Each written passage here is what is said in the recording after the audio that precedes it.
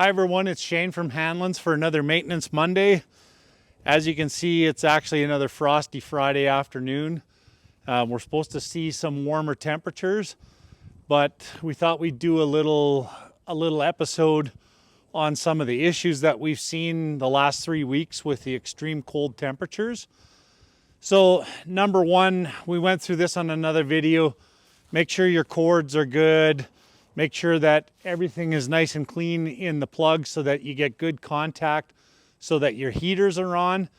And then the next most important thing is some kind of a diesel fuel treatment. It doesn't seem to matter what color the tractor is or how old it is or how new it is. You got to run some kind of a diesel fuel conditioner when it gets that extreme cold. Especially like I was watching a bunch of other YouTube videos below -10. Most companies are recommending. Find whatever works for you. This happens to be one that we have on the shelf. You can get it from your diesel fuel supplier. They'll have a recommendation for the type.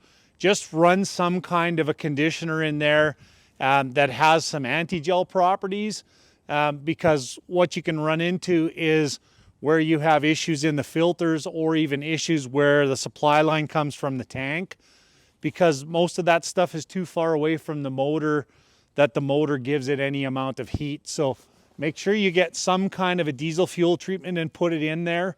Of course, anywhere where you can get your tractor out of the wind is great as well. Big no-no, this wonderful stuff works great on older tractors. Please do not spray that into the intake of your newer tractor because something will go boom in there. Most of the tractors have airbox heaters or glow plugs. You spray this stuff in there and you're looking for big trouble.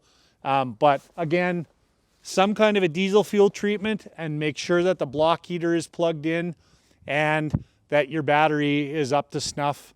And anything more, give us a shout. We're always here to help. Hopefully that helps you out. Thanks for watching.